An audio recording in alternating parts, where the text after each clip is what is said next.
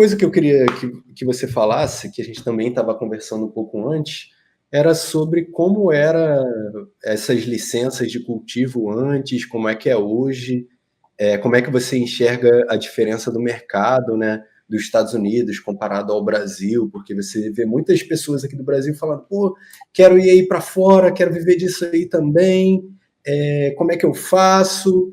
Como é que você enxerga esse mercado hoje? Você que está Então, aqui, vivendo ele. sim, aqui nos Estados Unidos, na verdade, a gente tem, tipo, dezenas de mercados, na verdade, porque aqui funciona, as leis funcionam de uma forma meio que os estados conseguem fazer as leis próprias que vão superar a lei federal.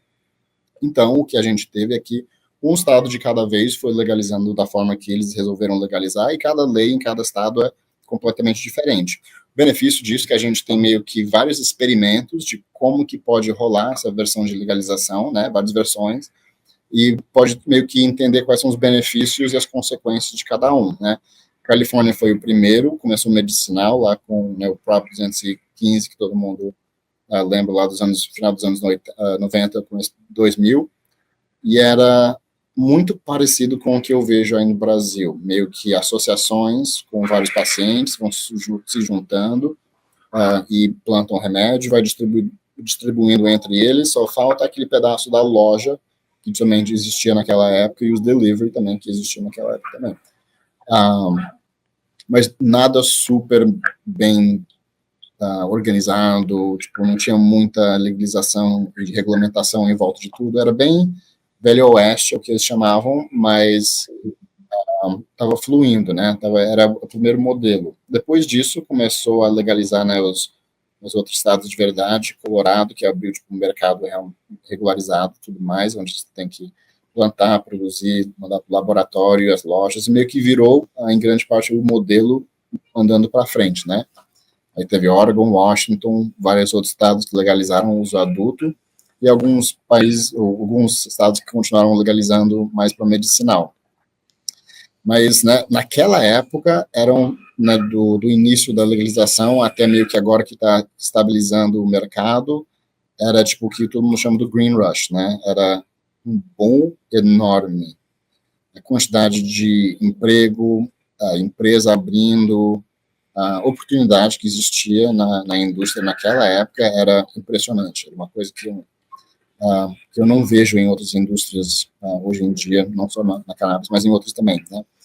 Que eu tinha comentado para você em algum momento que muita gente que eu conheci que entrou, que nem eu, né, eu tinha formação, eu tinha, né, uma história maior, mas eu conheço muita gente que entrou que nem eu, por baixo, simplesmente através de esforço, dedicação e demonstrando, né, o valor que eles conseguem agregar à empresa, subiram para cargas super, né, profissionais, administrativos, onde eles conseguem, né, viver uma qualidade de vida muito boa, e tudo de uma forma muito rápida, né? Não era uma coisa que exigia muito burocracia para conseguir chegar lá.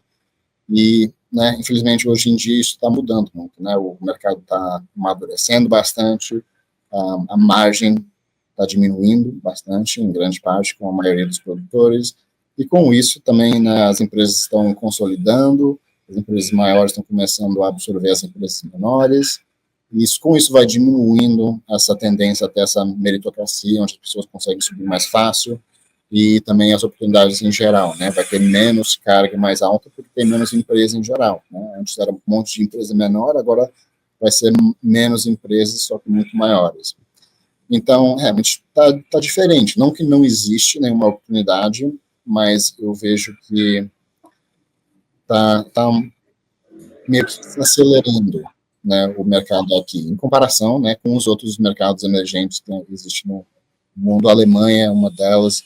Eu acho que o Brasil tem um futuro muito forte, mas tem muitos mercados agora emergentes que são...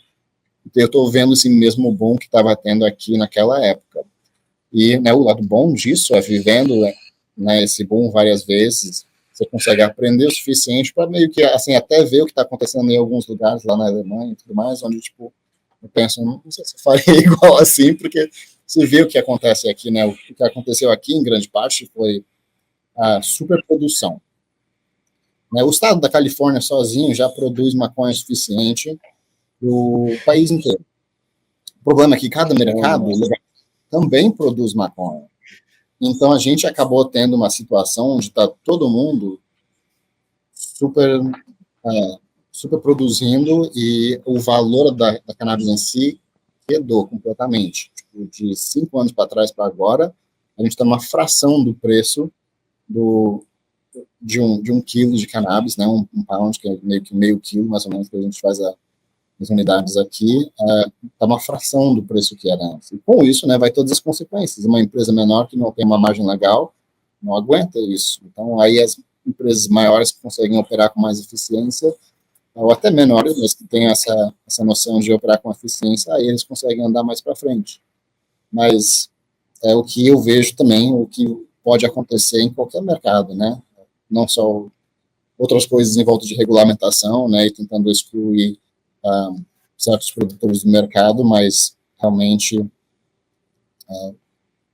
todo mundo meio que todo mundo fez isso com eles mesmos, né?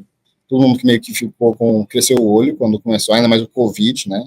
Isso já era tendência do mercado antes, mas bateu o Covid, deu uma inflada no mercado falso. Uma bolha, né? Uma bolha, e subiu de novo, e depois desse ponto nunca recuperou o mercado, só continuou. E você ainda vê, acabei de ler um artigo hoje, que eles vão abrir mais 400 mil pés quadrados de cultivo na Flórida. E Flórida também já está sobreproduzido, já tem mais maconha naquele estado sendo produzido em uma cidade que o estado inteiro precisa, e eles vão abrir mais 400 mil pés quadrados de cultivo. Para quê? Não sei, assim, só vai quedar o preço ainda mais. Tudo bem que você vai, assim, cada pessoa só quer vender mais maconha para mais pessoas, assim, todo mundo continuar nesse passo. Eles vão depreciar ainda mais o mercado, né? Toda vez. É impressionante como essa tendência é todo estado que começa a legalizar passa pelo mesmo processo. E acaba super produzindo, o preço queda, e, né, quem sobrevive é quem consegue operar com uma margem baixa ou trabalha muito eficiente. Ou então trabalha com eu acho que é hipocrisia não falar isso, né, Brunão? Mas se você não trabalhar com uma parte no mercado negro, é muito difícil você ficar solvente num mercado desse, saturado, né? Você tem que ter...